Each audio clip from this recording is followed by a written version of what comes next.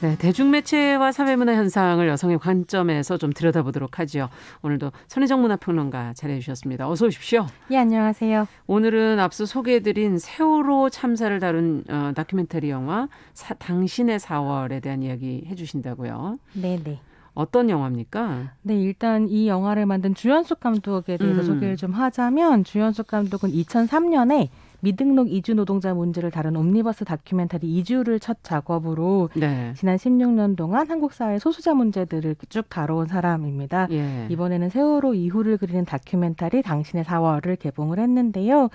이 작품은 2014년 세월호 참사부터 2016년 촛불광장을 지나서 정권 교체 후인 지금에 이르기까지 세월호 이후를 함께 살아온 평범한 대한민국의 시민들을 따라가면서 그 7년간 한국 사회에 어떤 일이 있었는지 그리고 우리에게 남겨진 과제는 무엇인지에 대해서 이야기합니다. 네. 그래서 이제 제목이 당신의 4월인 건데요. 그렇군요. 여기서 당신은 그야말로 한국인, 우리들이라고 할 수 있겠습니다. 누구나 해당될 수 있다 이런 말씀이신데 그 인터뷰를 중심으로 지금 영화가 쭉 네. 전개된다고 알고 있는데 어떤 이야기들이 나올까 굉장히 궁금하네요. 네, 6분을 이제 중점적으로 영화가 따라가는데요. 네. 기록관리학을 전공 중인 대학생 이유경 씨, 중학교 영어교사인 조수진 씨, 그리고 청와대 앞에 이제 서촌 지역이라고 하죠. 예. 그 지역에서 카페를 운영하고 있는 박철우 씨, 그리고 지금은 아픈 어머니를 돌보고 계신 정주연 씨, 그리고 세월호가 침몰했던 해역 근처에서 미역 양식과 멸치 조업을 하시다가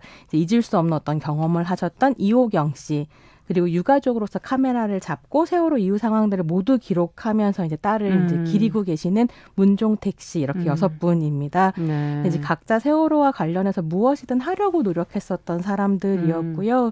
특히나 이제 카페 사장님인 박철우 씨 같은 경우에는 세월호 참사 직후에 유가족들이 이제 여의도 KBS 앞에서부터 청와대까지 행진을 하셨었잖아요. 그때 이제 따뜻한 물과 컵라면을 챙겨드렸었던 인연으로 많이 화제가 됐던 분이시죠? 네. 그래서 이제 유가족들이랑 관계를 맺게 되고 2016년 촛불 때는 막 시민들이 세월호 진상 밝혀라 하면서 이제 광장으로 몰려나왔잖아요.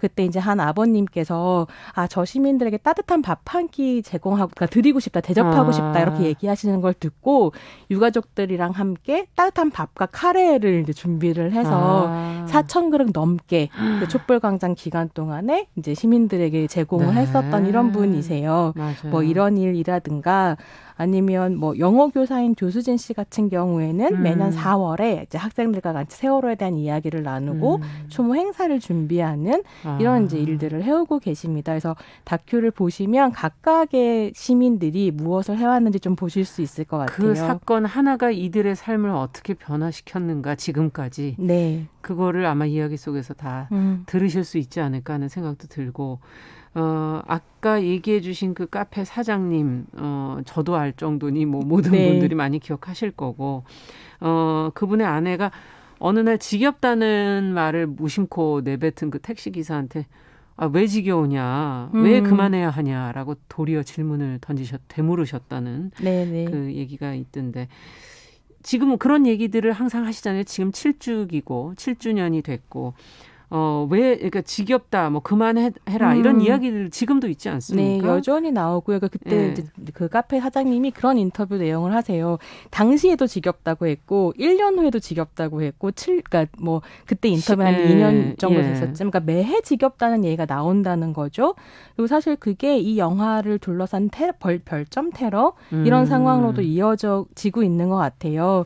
그래서 별점 테러가 정말 어마어마하고요. 제가 82년생 김지연 같은 여성 영화들이 별점 테러를 받는 것도 보기도 했는데 이 작품에 대해서 뭐 지겹다라든지 아니면 죽음으로 장사한다 이런 폄하하는 한 줄 댓글 같은 것들을 보고 있자니 이러면 안 되는 거 아닌가. 그리고 실제로 그만하자고들 하지만 진짜로 그만하고 싶은 사람들은 유가족들일 텐데 해결될 문제가 아무것도 없는데 그만할 수는 없는 일 아닌가. 이런 생각이 좀 들더라고요. 네. 불편하다, 힘들다 이렇게 표현한다면 도리어 그건 또 이해를 서로 할 수도 있을 텐데 물론 마주보는 것 자체가 쉬운 일은 아니니까요. 하지만 어쨌든 앞서 이게 과제가 많이 남아 있는 거네요. 그렇다면 해결이 네, 안 됐다면. 그렇습니다. 네. 이 당신의 4월이라는 작품에서 우리가 볼 수 있는 건 2016년 촛불광장과 박근혜 전 대통령의 탄핵은 세월호로부터 시작되었다는 점입니다. 네. 그렇게 생각한다면 세월호가 한국 민주주의를 한 걸음 나아가게 했던 중요한 계기였다는 생각을 좀 하게 되고요. 그래서 한국 사회 자체가 희생자와 유가족에게 정말 큰 빚을 지고 있구나 이런 생각이 좀 들었어요. 근데 어쨌거나 그렇게 해서 이제 정권 교체가 됐으니까 네. 많은 사람들이 세월호 문제가 다 해결됐다라고 생각한다는 거죠. 문재인 정부가 다 해결해 줄 텐데 왜 시끄럽게 구느냐라고 이야기를 한다든지 또 어떤 사람한테는 정권 교체 자체가 그냥 세월호 사건의 해결이라고 생각해버린 사람들도 있어서 네. 이제 다 끝났으니까 그만해라라고 얘기한다는 거죠. 그래서 다큐를 보면 실제로 세월호 유가족들이 요즘 더 힘들어 하신다. 왜냐하면 예전에는 함께 불의에 대해서 저항해주던 사람들이 이제 등을 돌리고 그만해라라고 이야기하는 것이 너무 이제 힘들다라고들 하시더라고요. 예. 근데 말씀하신 것처럼 실제로 진상 규명이나 책임자 처벌이 거의 이루어지지 않았습니다. 그러니까 문재인 정권 들어서 사회적 참사 진상규명 특별조사위원회 4참위가 그렇죠. 설치가 됐지만 민간인들로 이루어진 수사권과 기소권이 없는 기구였고요. 왜 한 명도 구조하지 못했는가라든가 대통령은 7시간 동안 무엇을 하고 있었는가 등을 밝히기 위해서 조사를 해야 할 국가정보원이나 해군, 공군, 기무사 등을 수사할 권한이 전혀 없습니다. 그래서 계속 뭘 해달라고 요구할 수 있을 뿐인데 그것을 이제 들어주지 않으면 사실 진실에 당하기가 굉장히 어려운 거죠. 네. 뭐 게다가 세월호 일주기 추모 집회를 주관했었던 인권단체 활동가들은 지난달에 대법에서 유죄 판결을 받았거든요. 근데 그 일주기 때가 어떤 때였냐면 세월호 인양조차 되지 않았던 때였고 그렇죠. 유가족과 시민들이 세월호를 인양하라는 요구를 하던 때였는데 4월 16일에 딱 맞춰서 대통령이 해외 순방을 가버렸어요. 네. 그러니까 전혀 정부가 해결 의지나 반성의 의지가 없었던 때였고 그때 이제 서울 광장에서 추모 문화제가 열렸었던 거죠. 근데 이 추모대를 열어서 뭐 미신고 집회를 했고 교통 방해를 했고 뭐 특수 공무집행 방해를 했으니 당신들은 유죄다라는 판결이 나온 것인데 이거를 시민으로서 받아들이기는 좀 어려운 것 같습니다. 이걸 영화로 이제 다큐멘터리 영화로 이제 담은 것 안에서 어떤 부분이 가장 인상적이셨나요? 저에게 사실 제일 인상적이었던 그러니까 장면 굉장히 여러 가지 생각을 하게 하기도 하고 미학적으로 담담하면서도 아름답게 잡은 부분들이 좀 있긴 한데요. 저한테 인상적인 장면은 기록관리학을 전공하고 있는 이제 아까 말씀드렸던 대학생 이유경 씨가 단원고에 희생자들 유품이 보존되어 있었던 세월호 기억 교실이 있었어요. 예. 책상마다 학생들 사진이라든가 그렇죠. 물건들이 있는. 근데 이 유품들을 하나하나 닫고 정리하는 장면이 나오거든요. 이분 전공 자체가 기록 관리학이니까 이 기록들을 관리하는 이제 봉사를 했었던 거죠. 근데 그렇게 희생자들의 사진을 닫고 물건을 닫고 그들을 기억하는 행위들을 통해서 뭐 본인도 스스로의 상처를 달래기도 했겠지만 이제 희생자들의 상처도 달래려고 하는 어떤 제의가처럼 보이기도 했는데 저는 이유경 씨가 정성 들여 유품을 관리하는 그 장면이 당신의 4월 그 자체로 느껴지기도 했습니다. 이 영화가 왜 7년이나 지난 지금 이것들을 꺼내서 우리에게 얘기하는가라고 하면 충분히 해결되지 않았었던 그 7년간의 트라우마라고 하는 것에 이제 말을 걸고 같이 또 나아가자 이런 이제 제안을 하는 것처럼 보였던 거죠. 그래서 한 평론가가 한 줄 평으로 몇몇 기억 외에 이 영화의 영화적 가치가 무엇인가 이런 평을 했었는데 저는 사실은 이 작품에서 그 기억하고 기록함으로써 그 다음을 이야기하는 그 영화적 가치라고 얘기하지 않는다면 그렇다면 무엇이 영화가 할 일인가를 되묻고 싶다는 생각이 좀 들었습니다. 그러네요.